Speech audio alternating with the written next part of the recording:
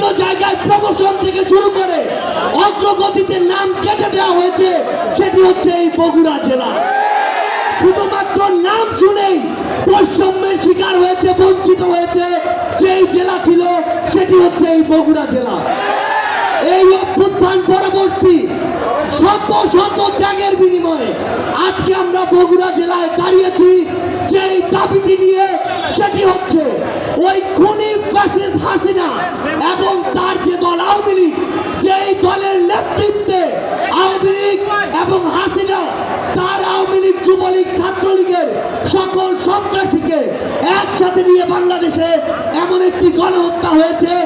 আমরা তাদের সকল রাজনৈতিক কর্মকাণ্ড নিষিদ্ধের দাবিতে আজকে এই রণক্ষেত্র বগুড়ার মাটিতে দাঁড়িয়েছি। আমরা স্পষ্ট করে একটি কথা বলতে চাই, এই আওয়ামী লীগ শুধুমাত্র 2009-এ পিলখানা হত্যাকাণ্ড ঘটায়নি। এই আওয়ামী লীগ শুধুমাত্র 13 সালে শাপলা চত্বরে হেফাজতের ওই মাহফিলে শত শত ভাই বোনকে হত্যা করেনি। এই আওয়ামী লীগ শুধুমাত্র এই 24 জুলাইয়ে হাজারের অধিক আমাদের ভাই বোনকে খুন করেনি, বরং এই আওয়ামী লীগ নির্বিচারে নামে বেনামে অসংখ্য মানুষকে খুন করেছে, হত্যা করেছে। আমরা আমাদের জায়গা থেকে স্পষ্ট করে বলি, এই খুনি হাসিনা এবং তার এই প্ল্যাটফর্ম, সন্ত্রাসী প্ল্যাটফর্ম আওয়ামী লীগ এই বাংলাদেশে কোন রাজনৈতিক কার্যক্রম করতে পারে না। এই আওয়ামী লীগ শুধুমাত্র রক্তের উপরে দাঁড়িয়েছিল, ব্যাপারটি এমন নয়। এই আওয়ামী লীগ পুরো বাংলাদেশে জেলার নাম ধরে, ব্যক্তির নাম ধরে, দলের নাম ধরে বৈষম্য করেছে। আপনারা যদি দেখেন, আপনার এই বগুড়া জেলা, যেই জেলায় একটি আন্তর্জাতিক ম্যাচ খেলার স্টেডিয়াম ছিল, সেই জেলার সেই স্টেডিয়ামকে বন্ধ করে দেওয়া হয়েছে। আপনারা যদি দেখেন, আপনাদের এই বগুড়া জেলায় একটি হাসপাতাল ছিল, যেটি দেশের প্রথম সারির একটি হসপিটাল হতে পারত, সেই হসপিটালটিকে দেশের চতুর্থ সারির হাসপাতাল বানানো হয়েছে। এই হসপিটালে উন্নত যন্ত্রপাতি তো দেওয়ার কথা, বরং এখান থেকে ফিরিয়ে নিয়ে যাওয়া হয়েছে। আপনার এই বগুড়া পুরো উত্তরবঙ্গে শুধু প্রবেশদ্বার নয়, বরং এই বগুড়া উত্তরবঙ্গের 3টি গুরুত্বপূর্ণ শহরের মধ্যে একটি। এই বগুড়ায় একটি বিমানবন্দর জনগণের জন্য হতে পারত, সেটিকে তারা কুক্ষিগত করে রেখেছে। আমরা জাতীয় নাগরিক পার্টি এনসিপির পক্ষ থেকে আপনাদের মাধ্যমে অন্তর্বর্তীকালীন সরকারকে এবং আগামী বাংলাদেশের সরকারকে বগুড়াবাসীর পক্ষ থেকে স্পষ্ট করে বলতে চাই, আমাদের এই বগুড়ায় বিমানবন্দর লাগবে, আমাদের এই বগুড়ায় মেডিকেল বিশ্ববিদ্যালয় লাগবে, আমাদের এই বগুড়ার স্টেডিয়ামে আবার আন্তর্জাতিক খেলা হতে হবে, আমাদের এই বগুড়া দিয়ে ঢাকা থেকে সরাসরি রেল স্টেশন হতে হবে। এখানে বগুড়ার মানুষ সান্তাহার হয়ে 100 কিলোমিটার ঘুরে আসতে চায় না।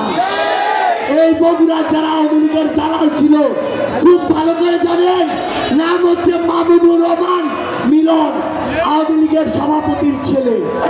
এই মিলন আওয়ামী লীগের জেলার কোষাধ্যক্ষ ছিল। এই মিলন এই শহরের গুরুত্বপূর্ণ যে স্থাপনা, 100 বছরের ওই প্যালেস, সেটি দখল করেছে। এই মিলন সনাতন ধর্মাবলম্বী ভাই বোনদের জায়গা দখল করে ব্যাংক বানিয়েছে। এই মিলন আপনাদের এই বগুড়ার ক্রিয়া সংস্থা দখল করেছে। এই মিলনরা বগুড়ায় একদিনে মিলন হয়ে উঠেনি, এই মিলনরা বগুড়ায় একা মিলন হয়ে উঠেনি। যাদেরকে কেন্দ্র করে এই বগুড়াতে শত শত বিভিন্ন রাজনৈতিক দলের ভাই বোনদের উপরে যুগের পর যুগ করে অত্যাচার চালানো হয়েছে, সেসব দালালদেরকে বিচারের আওতায় আনতে হবে। আমার এখানে শহীদ পরিবার বসে আছে, আমার এখানে আহত যোদ্ধারা রয়েছে, তাদের শরীরের ক্ষত শুকায় নাই। শহীদের ছোট্ট মেয়ে, তার বাবার লাশ আমাকে এখনো দেখায়। সেই খুনিদের বিচার হওয়ার পূর্ব পর্যন্ত কিভাবে এই বাংলাদেশে আওয়ামী লীগের নাম নেওয়া হয়, আমরা আমরা স্পষ্ট করে জাতীয় নাগরিক পার্টি এনসিপির পক্ষ থেকে, বাংলাদেশের ছাত্র জনতার পক্ষ থেকে, শহীদ পরিবারের পক্ষ থেকে, আহত যোদ্ধাদের পক্ষ থেকে পুরো বাংলাদেশকে বলতে চাই, এই খুনি সন্ত্রাসী সংগঠন আওয়ামী লীগ বাংলাদেশে তার কোনো রাজনৈতিক কার্যক্রম চালাতে পারে না। আমরা স্পষ্ট করে বলি, আগামীর বাংলাদেশে এ সকল সন্ত্রাসীদেরকে যেখানেই দেখবে বাংলাদেশের ছাত্র জনতা, শহীদ পরিবার, আহত যোদ্ধা ঐক্যবদ্ধভাবে তাদেরকে প্রতিহত করবে। পরিশেষে এই বগুড়ার মাটিতে জানিয়ে দিতে চাই যে এই বগুড়ার মাটিকে কেন্দ্র করে ওই খুনিরা সবচেয়ে বেশি বৈষম্য করেছিল, সবচেয়ে বেশি নির্যাতন করেছিল। সে সকল খুনিরা এই বাংলাদেশে যেন প্রশ্রয় না পায়, এটাই হোক আমাদের দৃঢ় প্রতিজ্ঞা। সবার সাথে আবারও দেখা হবে রাজপথের সংগ্রামে অথবা বিজয়ে।